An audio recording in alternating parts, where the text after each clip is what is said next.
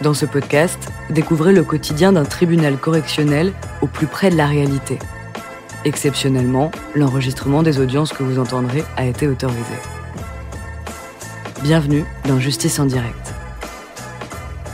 Nous remercions Philippe Thiel, ancien vice-président de la Chambre correctionnelle de Chaumont.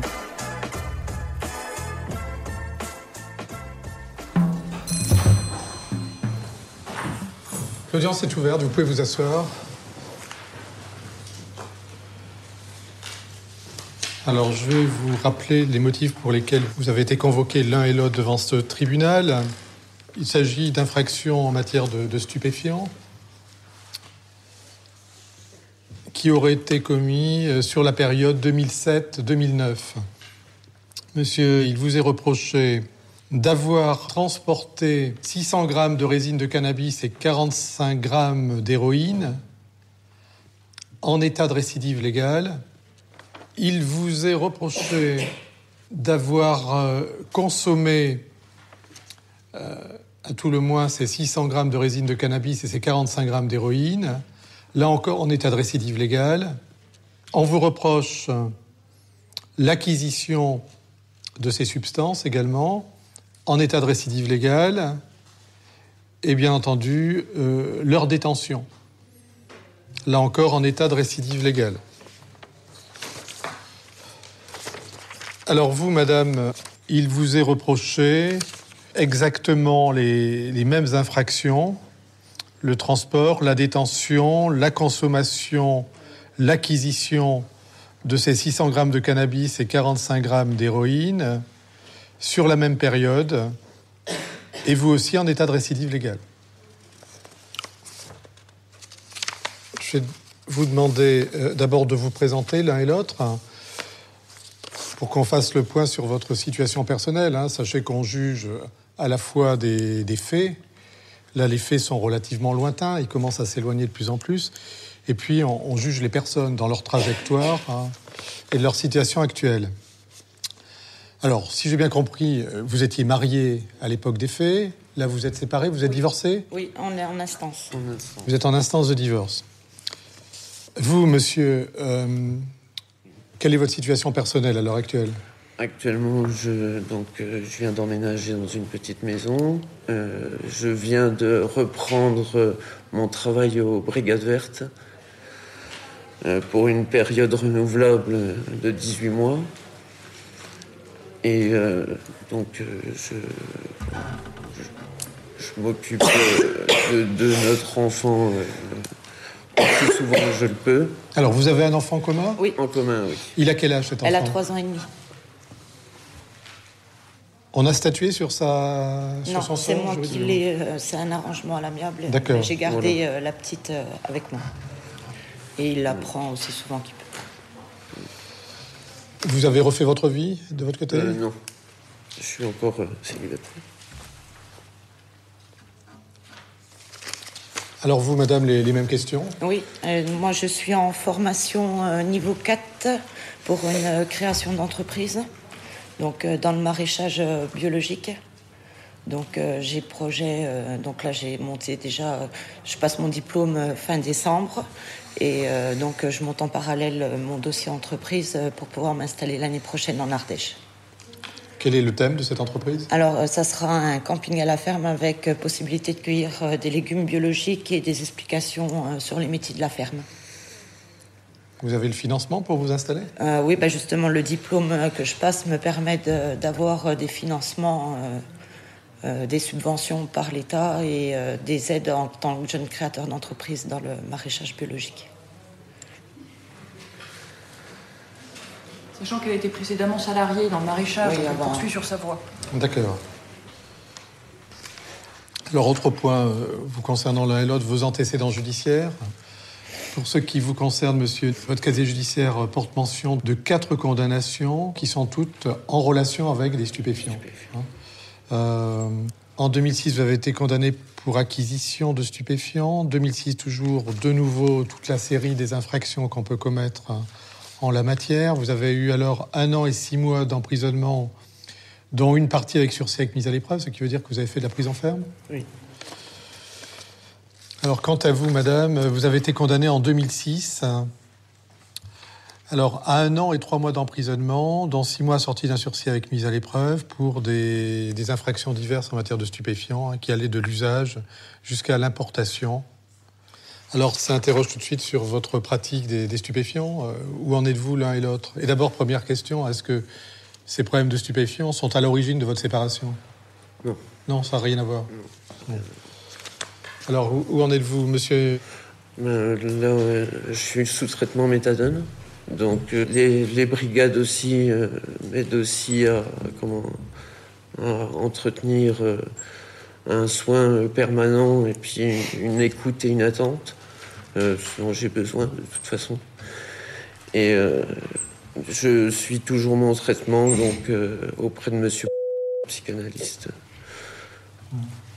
Moi, je vais vous poser une question, évidemment. Je vous ai suivi au titre du sursis avec mise à l'épreuve.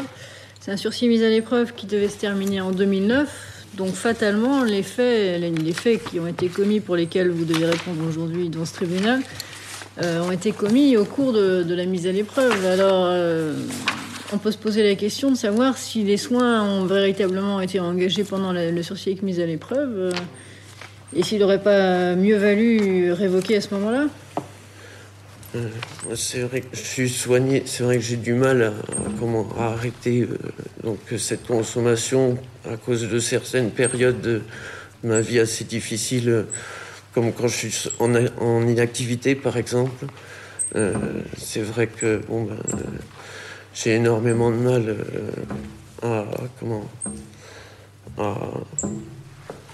à enlever ce phénomène et ce fait qui m'accable depuis des années. Vous êtes à combien de méthadone aujourd'hui? 80. 80, et depuis combien de temps? Ça fait bientôt de 5 ans. J'ai descendu au fur et à mesure. Mais... Et vous avez rechuté ou pas? J'ai rechuté. De toute façon, j'ai rechuté. Vous avez rechuté, oui. Voilà, oui. Et le fait que vous soyez séparés, est-ce que ça a provoqué une nouvelle crise de dépression qui vous aurait amené à reconsommer? Je suis soutenu extérieurement par mes parents. J'ai essayé de mettre tout en place pour arriver à me détacher de ça. J'ai pas le choix, donc... Il faut que vous arriviez à vous détacher complètement du produit de substitution aussi, parce qu'il y a une véritable addiction aussi. Pas d'autres questions. C'est vrai. Et vous, madame? Moi, j'ai complètement arrêté. Je suis encore à ma méthadone. Je prends plus que ça. De toute façon, je suis à 60, là. Vous avez commencé à combien? J'ai commencé à plus de 100. Vous avez commencé quand? Quand j'étais en prison. Je tiens à rappeler que madame est partie en détention. Elle était enceinte de sa fille. C'est elle qui a insisté pour faire sa détention à ce moment-là. Et vous avez cessé juste après la détention? Ah oui. Et puis je me suis mis dans mon boulot à fond. J'ai fait des heures pas possibles. Et puis là, je veux partir d'ici et créer mon entreprise. Bon, comment vous en êtes arrivé là où vous étiez tombé? La tentation, les aléas de la vie, pas d'argent, les séparations, enfin, il y a beaucoup de choses, pas de soutien, pas de famille. Voilà quoi, après ça, c'est un engrenage. Hein. Vous n'aviez pas de famille dans les environs de l'endroit où vous habitiez? Non. Bon, donc si je comprends bien, vous êtes en sortie de ces problèmes, on peut le souhaiter. Et donc l'affaire qui nous concerne aujourd'hui est la dernière affaire. Il n'y en a plus derrière. Non, il n'y en aura plus. Oui. D'accord. Alors on revient sur cette affaire à la suite de suspicions qui pesaient sur votre couple. Une perquisition va être opérée le 7 décembre 2009. Perquisition qui va se révéler fructueuse puisqu'on va trouver un certain nombre d'éléments à charge à votre domicile. Vont être trouvés notamment 2 grammes de cannabis, 0,5 grammes d'héroïne, mais également des couteaux sur lesquels sont découvertes des traces de résine de cannabis. Je lis dans le procès-verbal de perquisition une carte téléphonique couverte de poudre blanche, qui s'est avéré être de l'héroïne, une paille en plastique dont on voit très bien l'usage. Bon, tous ces éléments montrent qu'à l'époque, vous étiez en plein dans ces problèmes de consommation.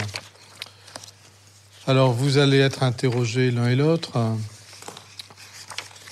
Alors, pour ce qui vous concerne, monsieur, vous avez repris l'historique de votre consommation en expliquant que vous aviez commencé l'héroïne vers l'année 2002, qu'il y a eu un processus très rapide de plonger dans cet enfer. Vous avez dit, je suis tombé en 5 mois.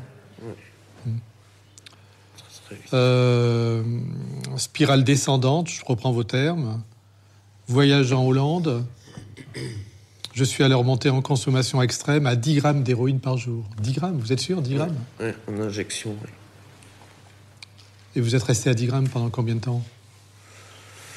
Ouais, on va dire 6 mois. Alors, vous faisiez état des séquelles sur votre organisme. Vous indiquiez, encore aujourd'hui, j'en ressens les problèmes. Là, on est en 2009. À savoir, mauvaise circulation sanguine, les veines éclatent, les mains s'engourdissent dès que je fais un effort.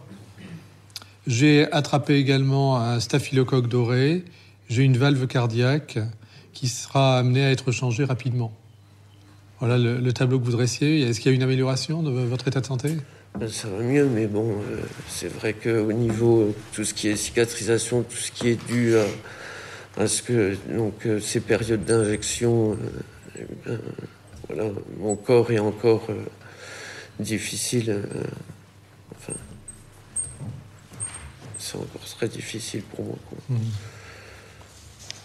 Le seul moyen, c'est de reprendre un rythme normal. Et puis là, comme je retravaille, ça m'aide déjà à récupérer ma circulation sanguine, les muscles aussi, parce que de toute façon, je pesais 54 kilos quand je suis rentré en prison. C'est vrai que voilà, j'allais à la mort, de toute façon, je le savais.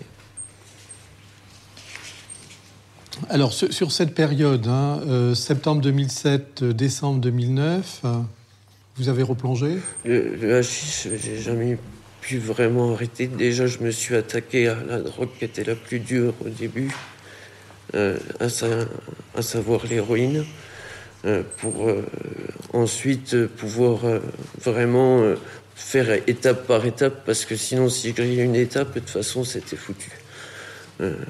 Plusieurs médecins m'ont toujours dit de toute façon qu'il valait mieux s'attaquer au produit le plus important et puis celui qui encourait le plus de problèmes de santé, et après, par la suite, en venir au suivant. Vous fournissiez de quelle manière? À Dijon. Au début, c'était pour acheter du hashish, en fait. Alors, sur l'ensemble de la période, on a estimé votre acquisition et donc la consommation qui s'en est suivie à 600 grammes de cannabis. Alors, au-delà du cannabis, on retrouve l'héroïne qui reste quand même, là encore, en arrière-fond. Pour alpaguer le client, de toute façon, voilà, il savait y faire. Il nous mettait une trace sous le nez. Tiens, vas-y, c'est gratuit. Et puis, tiens, si tu veux, tiens, je te donne ça le premier coup. Et puis, le coup d'après, tiens, j'en ai encore un petit peu. Est-ce que t'en veux? Et puis, c'est parti. C'est vrai que... Et donc, sur la période, 45 grammes d'héroïne, ce qui représente 1 gramme toutes les semaines et demie ou 2 semaines. Voilà. Sur 2 ans? Sur 2 ans. Sur 2 ans, oui. Et à 2. Et à 2. Vous venez de dire tout à l'heure, je ne fume pratiquement plus aujourd'hui. Oui. Ça veut dire que vous continuez à consommer? Là, j'ai arrêté, mais il n'y a pas si longtemps, le cannabis, quoi. Il n'y a pas si longtemps que ça. Mes contrôles d'urine. C'est quoi, il n'y a pas si longtemps? Il y a 1 mois et demi. Vous vous rendez compte que vous êtes susceptible, si vous continuez, ne serait-ce qu'à fumer un joint de temps en temps, à retomber, tout simplement à rechuter dans l'héroïne. Vous venez de dénoncer les problèmes qui sont liés à l'achat de stupéfiants, aux cadeaux qu'on peut vous faire. à la fragilité que vous avez. Hein. Vous êtes très fragile au niveau des stupéfiants. Peut-être plus vous que vous. Oui, j'ai toujours été... j'ai toujours eu un problème avec ça. C'est clair. Vous avez tout intérêt à décrocher complètement. Hein. Ça fait 1 mois et demi, ça fait pas très longtemps. Justement, oui. J'essaye. Ça a mis énormément de temps déjà pour que je descende ma méthadone et puis voilà, vraiment mettre une barre sur que là-bas, je m'attaque au hashish parce que je me sens mieux en ce moment, mais j'étais pas prêt avant, quoi. Ça, c'est clair. Et vous, madame, vous êtes sortie de prison en avril 2007. Oui. Et vous avez accouché de votre enfant en mai 2007. Oui. Et donc, vous reprenez oui. La drogue, alors du cannabis essentiellement, dès septembre 2007. Oui. Vous n'avez pas réussi à vous sevrer à cette époque-là. C'était pas possible? Non, ça a été dur. J'ai eu pas mal de décès. Et puis, ça a commencé à pas trop aller avec Nicolas. Donc, voilà.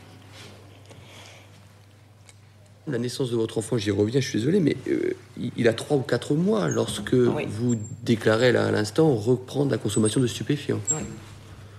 Et pour quelle raison? Alors que vous avez un enfant si jeune, vous repartez dans les stupéfiants, alors que vous sortez de prison, alors que vous êtes sous le coup d'un sursis avec mise à l'épreuve? Je sais. Quelles sont vos explications à ce sujet? Les aléas de la vie.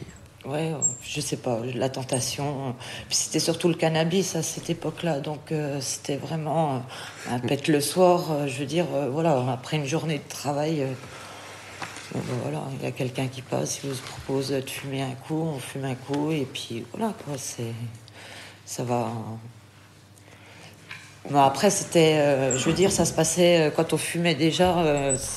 C'était à l'extérieur, on avait une pièce spéciale, c'était plus du tout l'anarchie comme c'était avant, quoi. Je veux dire, c'était géré, c'était tablé, c'était de la consommation occasionnelle. Je ne voulais aucun débordement, de toute façon. Votre couple s'est formé à quelle époque? Peu de temps avant qu'on soit allé en prison. Voilà, 1 an avant. On s'est rencontrés par le biais des stupéfiants. Voilà, c'est la question que j'allais vous poser. Oui. C'est les stupéfiants qui vous ont fait vous découvrir l'un l'autre. Oui. Des questions à poser, monsieur le Président? Pas de questions, monsieur le Président. La défense? Pas de question. Bon, écoutez, on va s'arrêter là au niveau de l'instruction de ce dossier. Vous pouvez vous asseoir. Merci. Ici. Voilà, sur la banquette, oui. Monsieur le procureur, vous avez la parole. Oui, monsieur le Président, madame, monsieur du tribunal. Alors évidemment, c'est une bien triste affaire où on voit quels sont les ravages que peuvent causer les stupéfiants. D'autant que la particularité de ce dossier, c'est que ces faits ont été commis en récidive. Ils ont été commis en récidive et ils ont été commis, d'autre part, à l'occasion d'une mise à l'épreuve et alors que ces deux-là étaient justement sortis de prison. Ils sont retombés donc dans les stupéfiants. Alors, les quantités sont quand même relativement importantes, 600 grammes de résine et 45 grammes d'héroïne. Alors que faire Je crois que de toute façon, en toute hypothèse, je vais requérir l'application de la peine plancher. S'agissant donc d'une peine encourue de 10 ans, ce qui veut dire que la peine encourue sera une peine de 4 ans d'emprisonnement.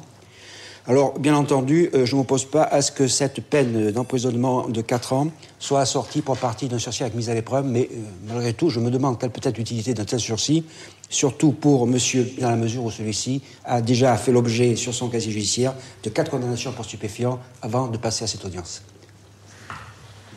Merci, monsieur le procureur. La différence a la parole. Je vous remercie, monsieur le président, madame, monsieur.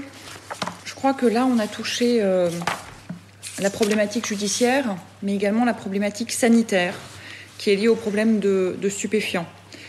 Vous avez entendu, on a des gens qui étaient ancrés dans une consommation depuis un certain temps, qui sont montés sur une utilisation importante, au point, comme disait monsieur, d'aller quasiment vers la mort, vu l'état de santé que cela pouvait entraîner, même si, en ce qui concerne la consommation, a été un petit peu moindre, mais vous l'avez bien compris, c'était la même dynamique. Toute la problématique de ces consommations à long terme de produits stupéfiants, c'est que, et on le sait, c'est médicalement démontré depuis des années et des années, cela aggrave la fragilité d'origine. Et malheureusement, eh bien, des personnes qui se sont trouvées enquistées bouffées, détruites de l'intérieur pendant des années par la consommation de produits stupéfiants, dont l'héroïne, eh bien, ce sont des personnes qui, malheureusement, on le sait, c'est un leitmotiv, physiquement parlant, médicalement, psychiquement parlant, eh bien, vont être beaucoup plus fragiles à la rechute. C'est un fait. Alors après, effectivement, il y a aussi l'aspect, ce sont des adultes responsables, ils doivent réfléchir, ils doivent, bien sûr. Et vous devez, vous, faire la part des choses entre, d'une part, la contrainte judiciaire, l'obligation de respecter les lois, et puis tout ce versant sanitaire, avec toute cette problématique qui a duré pendant des années pour ces deux jeunes gens, et puis cette difficulté d'en sortir rapidement. Et alors, bon an, mal an, même s'il y a réitération d'infraction, même si effectivement il y a récidive, eh bien, il y a aussi cette volonté d'essayer de ne pas complètement plonger, et cette façon presque cartésienne de gérer la consommation, en essayant de s'imposer des limites extrêmement lourdes par rapport à leur ancienne consommation. Et c'est comme ça qu'on se retrouve. On est sur une période de 26 mois. C'est-à-dire qu'on est sur un peu plus, je crois, de 112 semaines. Sur cette période de 112 semaines, quelque chose d'extrêmement limité, 600 grammes de cannabis, 45 grammes d'héroïne, à 2. Je vous laisse faire le compte, on fait les maths exactement comme les enquêteurs, je vous laisse faire le compte. Donc on reste sur quelque chose qui en réalité est une espèce de garde-fou. Parce qu'ils ont été pendant toute cette période sur la ligne, sur le bord, sur le fil, toujours prêts à tomber d'un côté ou de l'autre. Et ce renouvellement d'infractions, parce qu'il faut appeler un chat, c'était malgré tout leur façon à eux de créer leur garde-fou et d'éviter de complètement plonger. Monsieur, quand il vous explique, le médecin lui-même me dit il faut commencer par la drogue dure, se sevrer à la drogue dure, et puis ensuite on verra le reste parce que médicalement ça va poser problème. C'est effectivement un discours qu'on entend de la part des médecins, même si c'est un discours qui, aux yeux de la justice, n'est pas forcément bien perçu. Mais en attendant, c'est une donnée qui existe. Et c'est exactement finalement ce qu'ils ont fait tous les deux, à savoir essayer déjà de se sortir d'un problème avant de s'attaquer au second. Et puis ensuite, toute la réinsertion qui va avec, parce que si monsieur vous indique qu'il vient de reprendre son travail aux Brigades Vertes depuis le mois de février, vous verrez, je justifie que depuis 2009, il y a eu des emplois. Alors ça a été des emplois saisonniers, ça a été de l'intérim, mais ça a été crescendo, ça a été une réinsertion professionnelle. Et il le dit lui-même, c'est principalement l'oisiveté qui est la principale source, qui a été la principale source de ces rechutes. En ce qui concerne madame, elle a travaillé pendant des années en matière de maraîchage, donc elle s'est encore un peu plus retroussé les manches, et vous verrez qu'effectivement, la formation dont il est fait état est une formation tout à fait sérieuse. Il y a un financement qui monte jusqu'à 30 000 € qui est alloué par les différents organismes publics qui parrainent ces formations, et on ose imaginer, surtout au vu de l'état des finances publiques actuelles, que ce type d'aide dans le cadre d'une formation et d'une création d'entreprise n'est pas alloué à la légère, et Madame a dû effectivement faire ses preuves en matière de réinsertion. Voilà, aujourd'hui on a le recul suffisant pour constater que les efforts qui ont été faits au cours des dernières années portent leurs fruits, et portent leurs fruits maintenant depuis suffisamment longtemps pour qu'on puisse leur faire confiance, parce qu'effectivement, aujourd'hui vous pouvez vous dire, ça a été l'argument du ministère public de dire, je vous laisse apprécier si vous assortissez d'un SME, mais je ne suis pas trop sûr que ça soit bien utile. Si c'est utile, on est encore sur des choses utiles parce qu'ils ont démontré leur capacité effective, même si ça a pris du temps. Je sais que je radote, mais je veux vraiment que vous soyez convaincus de cela. Même si ça a pris du temps, eh bien, ils ont démontré leur capacité à avancer très doucement, mais à avancer sûrement vers le haut de la côte. En ce qui concerne donc la sanction, peine plancher. Alors, application ou pas de la peine plancher, je vous donne à nouveau mon sentiment en 2 mots. Vous avez 26 mois, 112 semaines, avec à 2, 600 grammes de cannabis, 45 grammes d'héroïne. Donc vous appréciez. Et si vous appliquez la peine plancher, moi je vous demande de l'assortir d'un quantum, d'une période de sursis mise à l'épreuve qui permettent d'un côté un aménagement de peine, on va parler très clairement, qui permettent d'un côté, s'ils font leurs preuves évidemment, de pouvoir effectivement bénéficier d'un aménagement de peine, et puis d'assortir effectivement le reste d'un sursis mis à l'épreuve, parce que je pense que les justificatifs que je vous fournis eh bien, permettent de justifier que l'un comme l'autre mérite effectivement une telle condamnation. Merci, maître. Délibéré en cours d'audience.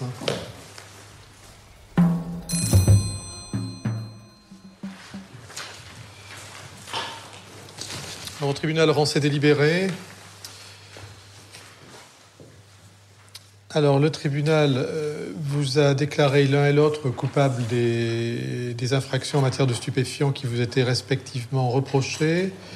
Le tribunal vous condamne, alors vous, monsieur, à la peine de 4 ans d'emprisonnement, dont 3 ans assortis d'un sursis avec mise à l'épreuve, avec un délai d'épreuve lui-même fixé à 4 années, comprenant 3 obligations principales, une obligation de soins, une obligation de travail au sens large du terme et une obligation de résidence. Pour ce qui vous concerne, madame, le tribunal vous condamne à la peine de 2 ans d'emprisonnement, dont 1 an assorti d'un sursis avec mise à l'épreuve, avec un délai d'épreuve fixé à 3 ans et comprenant les mêmes obligations, soins, travail et résidence. Donc, monsieur, vous allez donc avoir 1 année d'emprisonnement ferme à effectuer.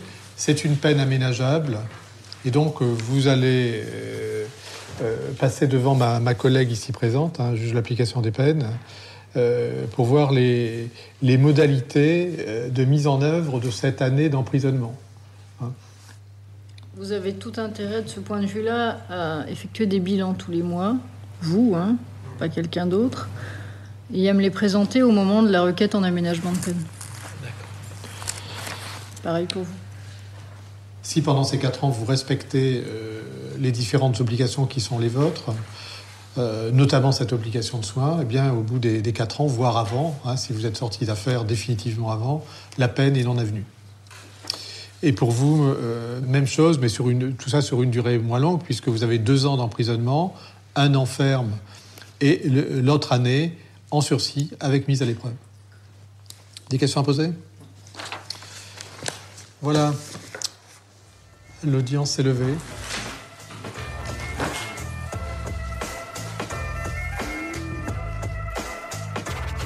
Vous venez d'écouter Justice en direct.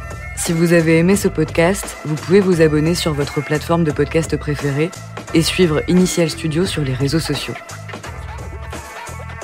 Justice en direct est une coproduction Initial Studio et Morgane Productions.